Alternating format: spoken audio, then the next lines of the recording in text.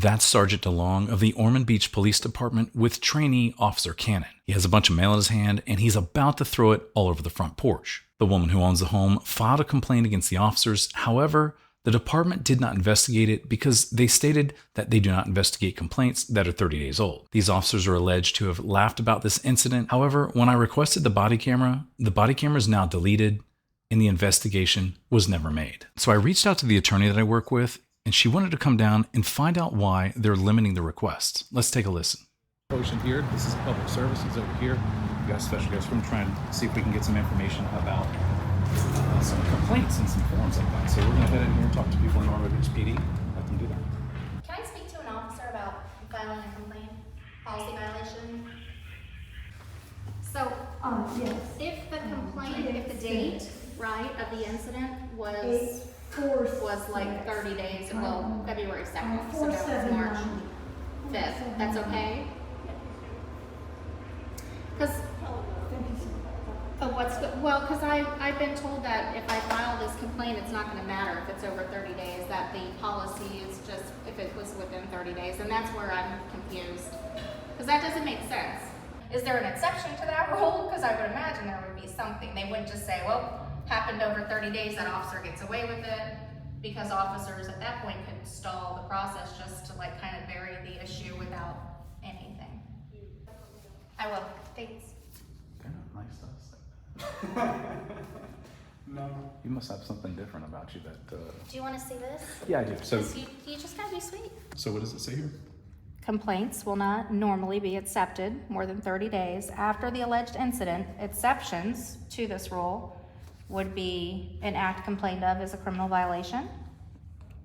And the complaining person can show good cause for making the complaint. So good cause could be concern for retaliation, being afraid to come forward, not having proof to complain of. And then you also have a threat, like for instance, threatening to do something would be a criminal violation. So that would be an exception. Right. Another good cause would be if you're requesting body camera or reports, whatever related to an investigation, and it's an active investigation, they're not gonna give you anything. So you That gotta wait doesn't till say that in there though. Well, no, but that would be good cause. It'd be good I guess it cause. would fall under number 2. So pretty much, I think you could sweep anything under, if you're gonna complain about an officer, a moral violation or a crime, or like say false information in a report, that is a potential criminal violation for perjury or.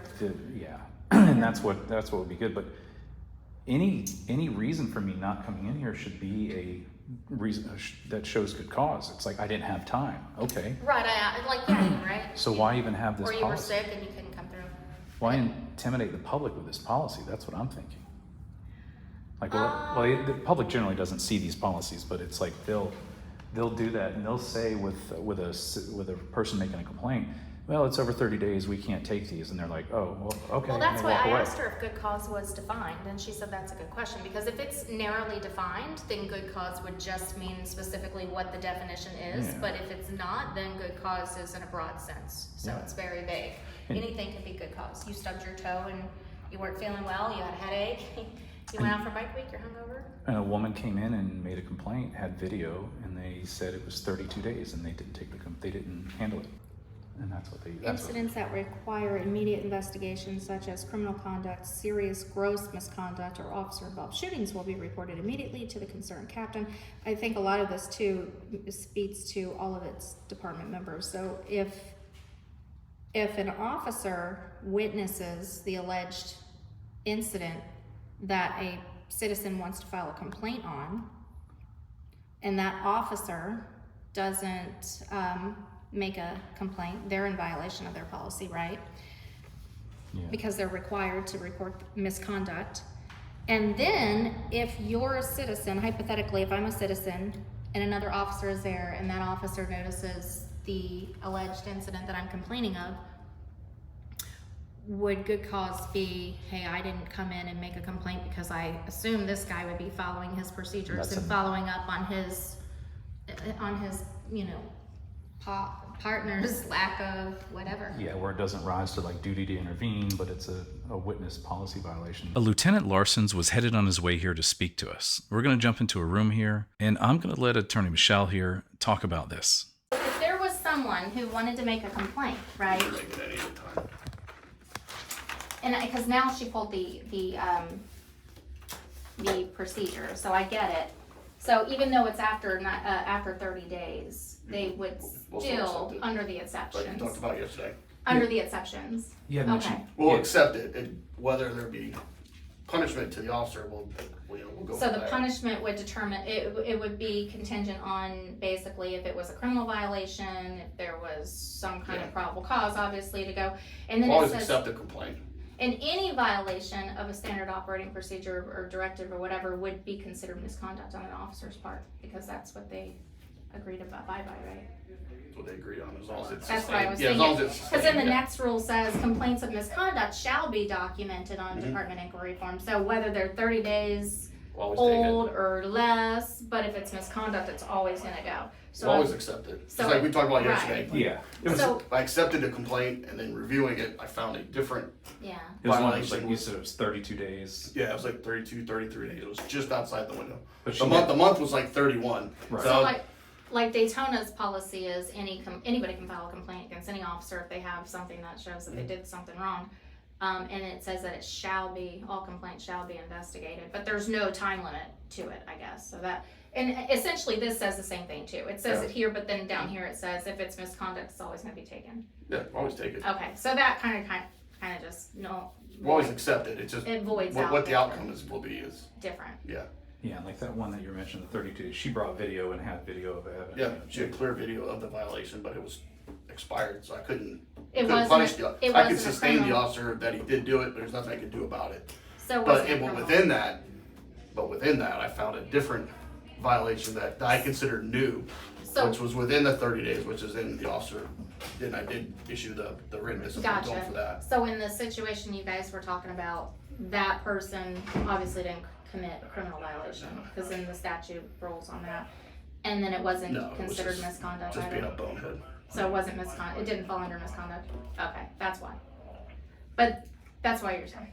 Yeah. I just wanted to Yeah. understand that, because when I was going through, when I was told that, I was like, oh, that doesn't make any sense, because if a person is, if their complaint doesn't matter after 30 days, then what stops the officer from just burying the hatchet for 30 days to No, pass and no, getting away the with it exception and goes to everything say, else? like- It doesn't make sense. Say like somebody gets hurt, Yeah. and they go to the hospital, and then they don't get out of the hospital and then come out of rehab or whatever, and they show back up, Yeah. 40 days later and be like, hey, the officer beat the crap out of me. Sorry. Is No, there- that's the idea there. The exception is there obviously, if It's a battery. if there's a legitimate reason Yeah. why it's over there. Though. Right. You, Or a good you cause. either have the Fear crime or or you something? have the, The good cause. Yeah. Yeah, and good cause could be anything really. Like I Well, was as long as it's afraid to come articulated. in, well, I mean, or afraid it's, you gotta fear of articulate it. retaliation. Yeah. You have to articulate the retaliation. I asked Stephanie if it was defined, and she said it wasn't defined. And I'm like, okay. So, there's no specific definition agency-wise of what means good cause, so it's just whatever. Mhm. If they could, I didn't have a vehicle, my car was broken down, or I was sick or flu, or No, that's not good. No? No, because you can call, we'll take it over the phone. I've taken Oh, complaints okay. over the Well, that phone. makes sense. We have an internet complaint, That makes I've gotten plenty of complaints on the internet. So I want to ask you. There's other ways to do it. Well, in fact, if you want to do a complaint against an officer, it has to be on a sworn statement. So I don't know how that they can take bona fide reports over the phone. I want to ask you this. What the heck does somebody do?